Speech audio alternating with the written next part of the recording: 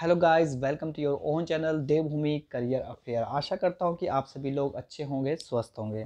तो गाइस, जैसा कि मैं लेकर आता रहता हूँ आपके लिए उत्तराखंड करंट अफेयर से रिलेटेड महत्वपूर्ण जानकारियाँ जो कि इम्पोर्टेंट हो सकती हैं आपकी आगामी कंपटीशन एग्ज़ाम के लिए। गाइस, मैं आज आपके लिए लेकर आया हूँ जोशीमठ से संबंधित महत्वपूर्ण जानकारियाँ। जोशीमठ जो कि स्थित है हमारे चमोली डिस्ट्रिक्ट में, जो कि ओली से करीब 12 किलोमीटर दूरी पर स्थित है। ऐसी मान्यता है कि आदि गुरु शंकराचार्य ने इसे स्थापित किया था तथा यहीं एक पेड़ के नीचे उन्होंने दिव्य ज्योति के दर्शन भी किए थे। पूर्व में इसका नाम ज्योतिर्मठ था, जिसे अब जोशीमठ के नाम से जाना जाता है, और यह बद्रीनाथ का प्रवेश द्वार भी इसे कहा जाता है। जैसा कि इस मैप की सहायता से हम इसे समझते हैं, जोशीमठ यहाँ स्थित है जो कि विष्णुप्रयाग के बिल्कुल बगल में है, और इसी के साथ यहाँ से रास्ता जाता है बद्रीनाथ के लिए, और यही रास्ता आगर चले जाता है माना गांव के लिए, जो कि उत्तराखंड का एक लास्ट गांव भी है।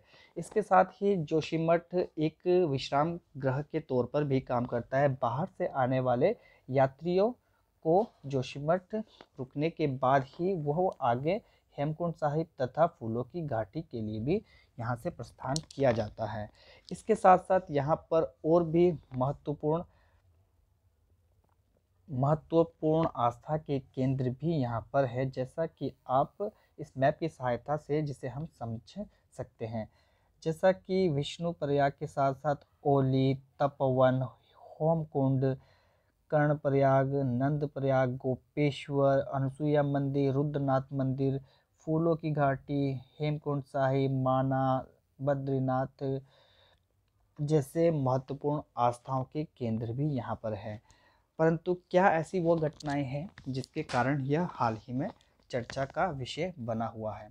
आइए समझते हैं उन घटनाओं को। जैसा कि हाल ही में वहाँ पर कुछ घटनाएं देखी गई। हालांकि यह घटनाएं नई नहीं थी, यह काफ़ी टाइम से उसको वहाँ पर वहाँ के निवासियों द्वारा देखा जा रहा था, ऑब्जर्व किया जा रहा था। परंतु अचानक से यह घटनाएं काफ़ी तेज़ी से बढ़ने लगी, जिससे यह एक मुद्दा, राष्ट्रीय मुद्दा बन गया। राष्ट्र के साथ साथ अंतर्राष्ट्रीय मुद्दा भी बनता जा रहा है। केंद्र सरकार ने यहाँ पर कुछ अपनी टीमें भेजी हैं जो वहाँ पर मुआयना कर रही हैं। तो क्या है वो घटनाएं, कैसी वो घटनाएं हैं? जैसा कि वहाँ पर स्थानीय लोग जो वहाँ पर रहते हैं, उनके घरों में दीवारों में दरारें आ गई, ज़मीन धंसने की घटनाएं वहाँ पर देखी गई, और जल रिसाव की घटनाएं वहाँ पर देखी गई, जिसकी वजह से काफ़ी घर वहाँ पर टूट गए, दरारें आ गई, और वहाँ पर रहना मुश्किल हो गया। सरकार के द्वारा वहाँ से कुछ राहत कार्यक्रम चलाए गए, जिससे वहाँ पर स्थानीय लोगों को वहाँ से निकाला गया और उसको खाली कराया गया।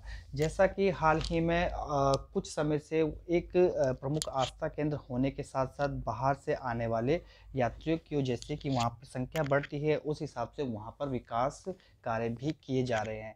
इन विकास कार्यों को इतनी बड़ी तादाद में किए गए, जिससे कि आज यह ऐसे हालत हो गए हैं कि वहाँ पर ज़रूरत से ज़्यादा उन पर बोझ पड़ता गया। जैसा कि एक पहाड़ी पर स्थित जोशीमठ शहर इतनी बड़ी आबादी को सहन नहीं कर सकता, जिसकी वजह से ऐसी घटनाएं वहाँ पर की गई हैं। ऐसी घटनाएं काफ़ी लंबे टाइम पहले भी देखी गई थी, जिससे सरकार ने वहाँ पर एक 1974 में गढ़वाल कलेक्टर MC मिश्रा की अध्यक्षता में 18 मेंबर की कमेटी बनाई थी। कमेटी ने पानी की निकासी दुरुस्त करने और नदी का कटाव रोकने के लिए सुझाव दिए थे, जिसमें जांच में पता चला कि जोशीमठ कुंवारी के पास स्थित लैंडस्लाइड से आए मलबे के ऊपर बसा है। यह एरिया 10 किलोमीटर लंबा, 3 किलोमीटर चौड़ा और 300 मीटर ऊंचा है।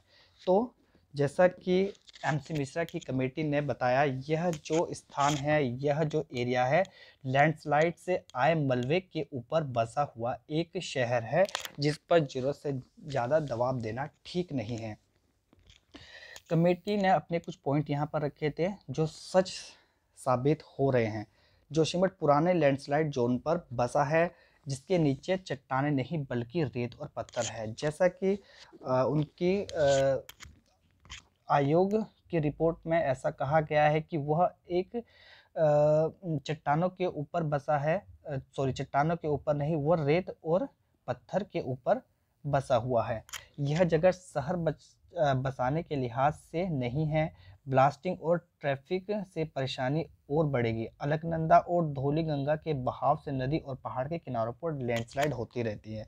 जैसा कि हमने मैप की सहायता से समझा था, यह एरिया धौलीगंगा और अलकनंदा के संगम पर स्थित है, जिससे यहाँ पर धीरे धीरे कटाव लगातार होता जा रहा है, नीचे की जमीन निकल रही है और जैसा कि बताया गया है कि यह रेत और पत्थर के ऊपर बसा एक टीला है, जिससे वह धीरे धीरे खिसकता जा रहा है। और यहाँ पर आयोग के द्वारा कुछ ज़्यादा कंस्ट्रक्शन एक्टिविटी को यहाँ पर मना किया गया था, ज़्यादा आबादी बढ़ने नहीं दिए जाने की यहाँ पर सलाह दी गई थी। बट ऐसी जो भी आयोग के द्वारा सलाह दी गई थी उस पर काम नहीं किया गया, जिससे यहाँ पर ऐसी घटनाएं बढ़ना लाजमी था।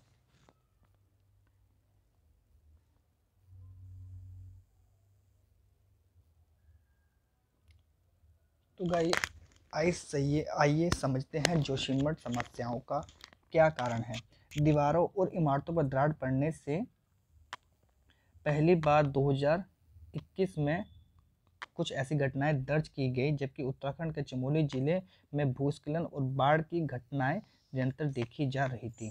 रिपोर्टों के अनुसार उत्तराखंड सरकार के विशेषज्ञ पैनल ने 2022 में पाया कि जोशीमठ में कई हिस्सों में मानव निर्मित और प्राकृतिक कारकों के कारण इस प्रकार की समस्या उत्पन्न हो रही है। यह पाया गया कि व्यवहारिक रूप से शहर के सभी जिलों में संरचनात्मक खामियां और अंतर्निहित सामग्री के नुकसान एवं गतिविधियों के परिणाम स्वरूप पृथ्वी की सतह धीरे धीरे अचानक धंसने और विलय हो जाने जैसे परिणाम देखने को मिलते रहने की संभावना है। तो यह ऐसी कुछ कारण थे जिसकी वजह से ऐसी घटनाएं वहाँ पर देखी गई हैं। तो गाइज इसी के साथ हमारे पास यह टॉपिक एक आने वाली परीक्षाओं के लिए महत्वपूर्ण हो सकता है, जिससे काफ़ी तरह के क्वेश्चन यहाँ से आ सकते हैं। जैसे कि मिश्रा कमेटी जो कि बनाई गई थी 1974 में, जिसकी रिपोर्ट आई थी 1976 में। और कुछ ऐसी घटनाएं जैसा कि जोशीमठ उत्तराखंड के चमोली जिले में ऋषिकेश बद्रीनाथ राष्ट्रीय राजमार्ग NH7 पर स्थित एक पहाड़ी पर स्थित शहर है।